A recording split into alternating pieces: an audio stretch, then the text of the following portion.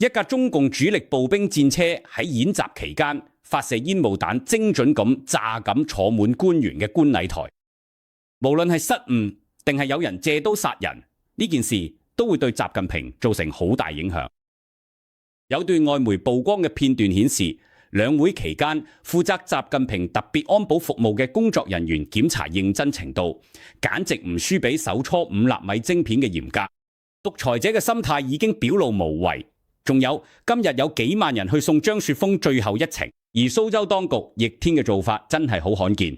請大家多多支持我哋兩個頻道，新聞看點同牧羊看點。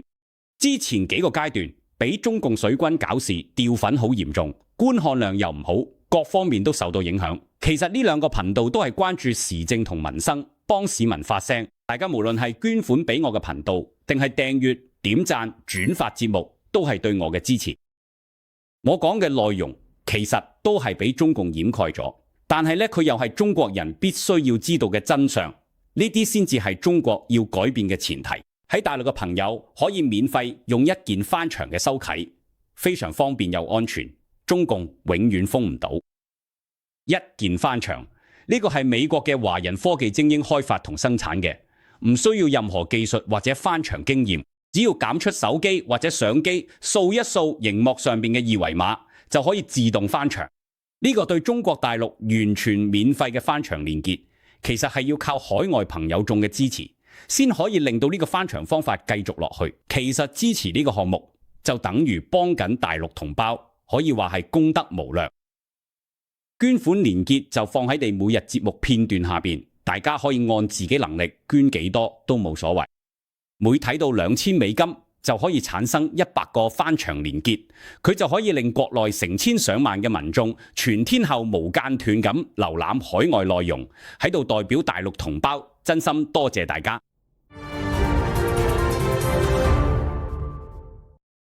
嚟點8真相牧羊講實情，各位觀眾朋友大家好，歡迎大家關注新聞睇點，我係李夢陽。今日係美東時間3月28號星期六，亞太時間就係3月29號星期日。大陸抖音啱啱刪咗一段影片，但係已經有人轉咗去外網，傳播得好快啊！片段入邊見到喺軍演期間有一架步兵戰車射咗一枚煙霧彈，準確咁打中咗唔遠嘅觀察台，跟住白色煙霧一齊升起，觀察台上邊嘅人就抱頭鼠竄。大家不如一齊睇下呢段片先。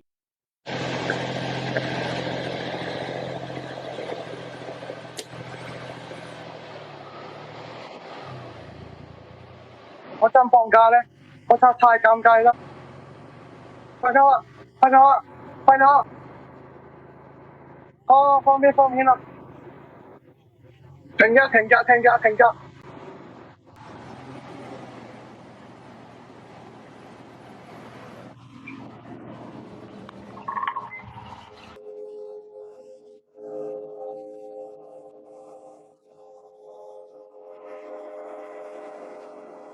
呢個係中共某部隊嘅一次匯報演習當中，戰車上嘅士兵出現咗失誤，將一支煙霧彈射到咗觀禮台上。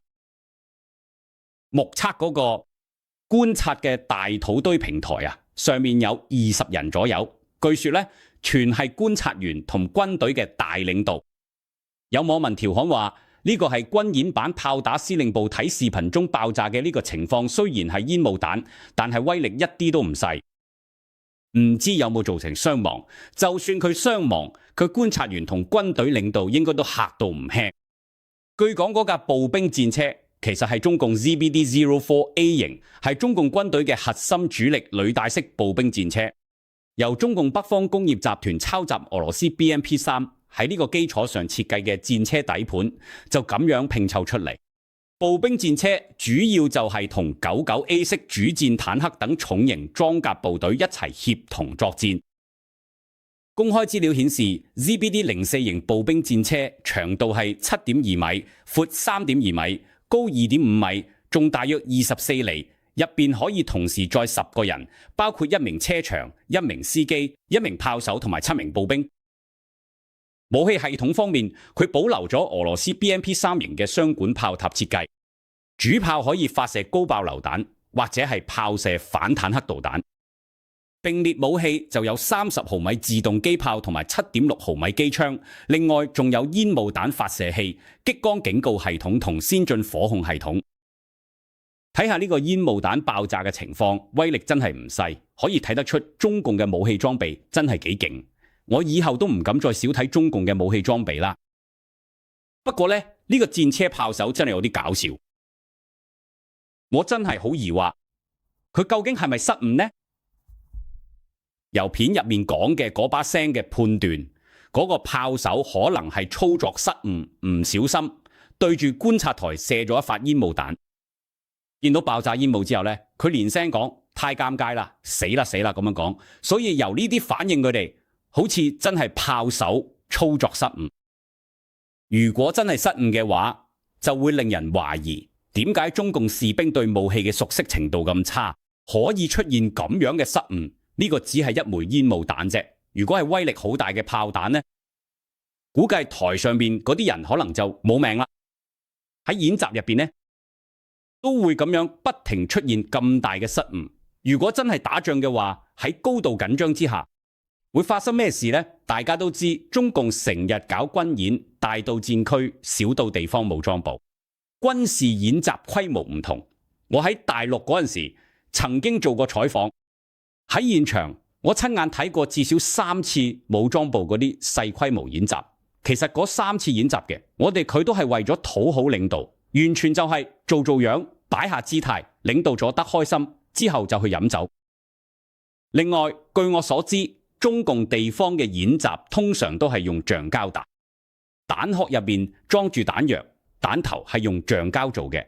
演習嗰陣時，無論係開槍定開炮，都可以見到槍口、炮口有火噴出嚟，但係嗰啲橡膠子彈唔會對人造成傷害。但係由呢段片我哋見到煙霧彈產生嘅威力好大，佢就說明好大機會係真嘅煙霧彈，而唔係演習用嗰啲橡膠彈。所以就有疑問啦，究竟係嗰個士兵操作失誤，定係有啲咩貓膩呢？大家都知借刀殺人呢套戲喺大陸真係成日見。如果真係有人喺煙霧彈度做咗手腳，佢就會令人攞起另一個問題。習近平成日掛住要統一台灣，仲話唔排除用武力。如果真係打起仗嘅，中共軍隊嘅槍炮係咪真係一定會指住對面啊？有冇可能調轉炮口、槍口，整個失誤出嚟呢？其實我而家最想知嘅問題就係，極度怕死嘅習近平點睇？佢夠唔夠膽下令武裝侵略台灣？而家佢係咪已經嚇到冇晒膽啦？戰車、炮手失誤打到咗範圍，都係有限嘅。但如果導彈，甚至係嗰啲超音速導彈、轉地彈發射，如果出現類似嘅失誤，中南海係咪就會變成墳場？今日有位日本網民轉發咗一段日本 TBS 電視台播出嘅片段，據講呢段罕見畫面係喺中共兩會期間拍低，顯示會議工作人員為習近平特別嘅安保同服務準備真係做到一絲不苟，可以話係做到極致嘅。以前有唔少觀眾同我反映話紅海3效果幾好，但係成日斷貨咧就好麻煩啦。依家咧有解決方法啦。紅海神而家咧推出咗訂製服務，穩定供貨，唔會斷貨。如果有需要長期調理嘅朋友，呢個約定制就啱晒你。呢個就係最好嘅選擇。機會唔係成日有，活動都唔係成日搞呢個約定制，仲有優惠添。訂製60支裝嘅會送你深黃蜜參片。我手上拎住呢個係30支裝，訂製一盒30支裝嘅都會送你韓國防曬霜。而且所有做約定制嘅朋友仲會額外睇到$10嘅代金券，大家睇下幾咁抵。大陸朋友就更加抵啦，訂製60支裝，除咗送深黃蜜參片之外，仲會再加送6年生成條蜂蜜黑衫，買多送多。仲有，就算大家係定製定唔定製都好，只要你買呢個紅海參養生膠，所有朋友都可以用我哋優惠碼 XWKD 享受85折優惠。外媒披露咗呢段片，長度係2分57秒，入面全部都係日文解說嘅中文，而且仲有日文字幕。用 AI 翻譯之後呢，字幕上面寫住特別冇存在習近平張椅俾人抹乾淨。畫面入邊見到啦，有個着住深色西裝打領帶嘅後生男士咁樣行到習近平個位隔離，細心咁調整好文件嘅擺放位置，跟住順手就坐咗落去，調整下張椅嘅位置同埋舒適度。之後咧，呢個人就伸出咗左右手，分別喺台底度細心嘅摸索，估計就係想查下有啲咩異物裝置，驚有定時炸彈會拒咗習近平條命。畫面一轉，出現咗一個戴住口罩、頭髮有啲花白嘅男人喺度擺種住一個半透明嘅膠袋。佢喺膠袋入邊取咗兩支筆出嚟，好小心咁擺咗白色便條紙上面。畫面再轉，又見到一個戴住口罩、着住深色工裝嘅女仔，手上攞住一張白色嘅紙巾，佢好仔細咁抹緊習近平座位前面張台，抹到投票按鍵板嗰陣。大家睇下佢有幾認真，真係唔輸俾大國工匠手搓5納米晶片嗰種認真程度。跟住呢個人仲用紙板扇風，加快台面乾得快啲。另一個着紅色衫嘅女工作人員好似都覺得未夠乾淨，佢都跟住一齊扇咗幾下風。之後嗰個着黑色衫嘅工作人員攞嗰張白色紙巾出嚟，將習近平要坐嗰張椅由上到下又抹多次。我哋呢個畫面大家應該都幾熟口熟面，北韓就係咁做嘅。金正恩喺北京同普京會面之前同之後，佢嘅保安人員都係好認真嘅抹乾淨，唔會漏咗任何一個位。但其實呢啲唔係北韓獨有，西韓都係咁做。畫面仲見到有兩個着深色衫嘅男工作人員，用把尺量緊，好似喺度定位李強個位同習近平之間嘅座位距離。畫面咧仲見到有幾個着紅色制服嘅女服務員咧喺主席台上邊咧幫啲杯斟水，佢哋嘅動作可以話係極之齊整標準。咁佢如果人數夠多，佢哋完全可以組成一隊儀仗隊去參加閱兵。93閱兵，習近平都可以調中南海嘅服務女生去參加。佢幫所有杯斟完水之後，畫面又出現咗兩個服務女生。着深色制服嘅女生咧就拎住個托盤，上邊有兩隻杯，行到去習近平個位隔離。着紅色制服嘅女生咧就接過咗個托盤，而着黑色制服嘅女生咧就好小心咁將兩隻杯擺咗喺台上邊。呢個時候又有另一個着黑色制服嘅男生行埋嘅，好似喺度留意住佢哋每一個動作。我哋可能係喺度監視緊啦。女生放低茶杯之後，細心啲調整咗一下杯嘅角度，大概係方便習近平佢哋用。跟住又拎起咗其中一隻杯嘅杯蓋，好小心咁抖一抖上面嘅水，然後又將個蓋擺翻落去。片入邊用日文做嘢咁簡單介紹。習近平嘅飲品係由計樂好似專屬嘅職員送過嚟。另外仲特別指出，淨係習近平面前張台上有兩隻杯。其他嘅官員呢，台上就得一隻杯。無聊又無謂佢哋都做得好認真，一絲不苟，已經去到唔輸俾手搓5納米晶片嗰種程度。但本來應該極度認真嚴肅嘅軍事演習，反而可以出現炮轟司令部呢啲事。呢個呢，就係中共，呢個就係習近平統治下中國嘅工作人員嘅正經扯淡。實際上反映咗咧，就係習近平呢個獨裁者嘅心態。好唔容易背住200斤麥，行嘅10里山路都冇換肩，爬到今日呢個位，點都要表現下自己有冇成就感同權威感，唔係咩？講白啲就係一種小人得志嘅感覺，要俾人睇到自己同人唔同，俾人見識下自己嗰種特別身份地位。因為幾千年先出一個乜嘢人嘛。另外咧，呢樣嘢更加反映咗習近平嘅恐懼同怕死。佢好清楚自己做過啲咩壞事，做得太多唔得人心，所以成日都驚有人暗算嘅。呢個係流氓獨裁領導人嘅通病，唔止習近平有，其他嗰啲獨裁國家都一樣。但係習近平怕死就真係避得開咩？怕死就唔會死咩？阿梅內伊為咗避開美以聯軍斬首，成年都好似老鼠匿喺地下掩體入邊，但係最終都係走唔甩，一樣俾人斬首。因為天要收邊個，嗰個1分鐘都唔會拖延。習近平而家仲繼續搞事，因為佢哋戲份仲未演完啫。等佢戲份演完嘅，到時我哋再睇下會點。24號下晝突然離世嘅張雪峰，今日喺蘇州殯儀館舉行嘅葬禮，雖然話喪事從簡，冇設追思會，唔收祭品同吊唁禮品，但依然有大量市民自發去送別。據當地網民講，凌晨1、2點開始就已經有好多人由四面八方揸車去到現場排隊。有大量網上影片顯示，等住吊唁張雪峰嘅人排咗好長嘅隊，綿延幾公里咁長。雖然係幾個人並排行，但條隊都係望唔到盡頭。聽講有幾萬人咁多，排隊嘅人入邊有好多都係由外地趕過嚟嘅學生同家長。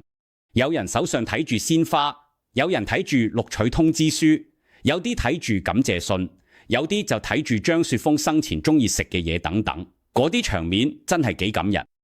東去殯儀館嘅務東路更加塞到水泄不通，街邊嘅快遞小哥都係絡繹不絕，不停咁送咗大家悼念嘅花束。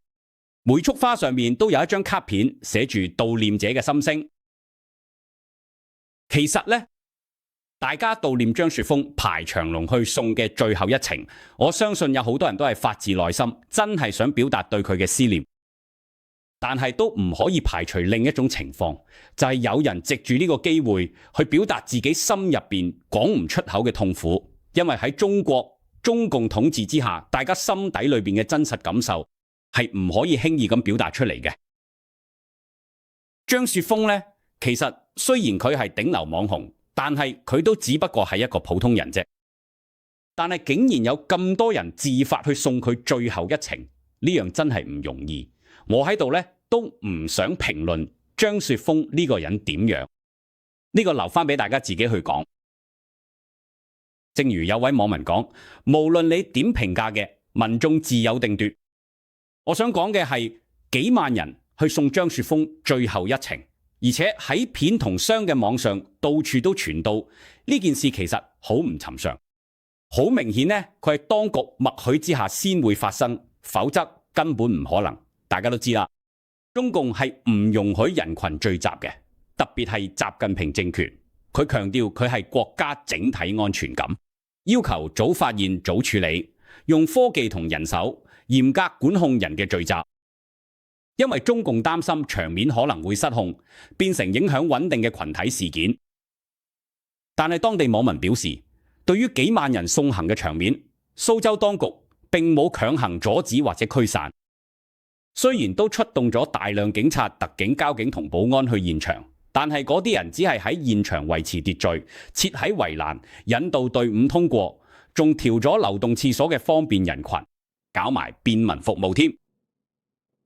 照中共官方講法，蘇州當局呢啲做法應該話係完全順應民意，但係照中共官場嘅講法，呢啲就已經越嚟中共嘅政治紅線。同習近平嘅意思完全相反。喺蘇州當局點解要咁做呢？係咪揾到啱嘅理由，用呢種方式再向習近平政權表達唔滿呢？我覺得呢種情況都唔可以排除。其實啊，等緊中共垮台解體，等緊習近平俾天收走嘅人，唔淨止係生活艱難嗰啲中國百姓，體制內都仲有好多人，大家都係佢哋。只不過佢哋喺體制內驚習近平同中共政權，唔敢公開講出嚟。如果佢哋一有機會，真相就會浮面。電影《讓子彈飛》入邊，張麻子幫百姓送錢送槍，都俾黃四郎收晒。每個人心入邊嘅怒火都俾人勾起咗，但佢哋都仲係唔敢公開反抗，直到張麻子公開用刀斬咗黃四郎個替身。嗰陣時，人哋衝去碉樓搶財產，嗰個速度其實已經講明晒問題。講到呢度，我有個問題想問下大家：如果偉大領袖嘅活到150歲，有一日俾人收咗，會唔會有咁多百姓自發去送行呢？歡迎大家喺留言區熱烈討論下呢件事，呢個真係幾有趣嘅事。好啦，以上就係我同大家分享嘅全部內容啦。我都想再提一提大家，神韻而家嘅全球巡迴演出緊，紐約嗰邊嘅演出已經演咗幾日，總共係有18場演出。而家仲有好少量嘅飛，如果大家唔把握機會，恐怕今年就冇機會啦。所以一定要快啲行動。你哋喺晨韻官網買飛，可以用我哋優惠碼賣 2026， 可以睇翻幾蚊手續費。未買嘅朋友記住要快啲啦。北美嘅朋友都可以享受到呢個特別優惠服務。記住咗我哋啦，真相牧羊，講真嘅，觀眾朋友，我哋聽日再見。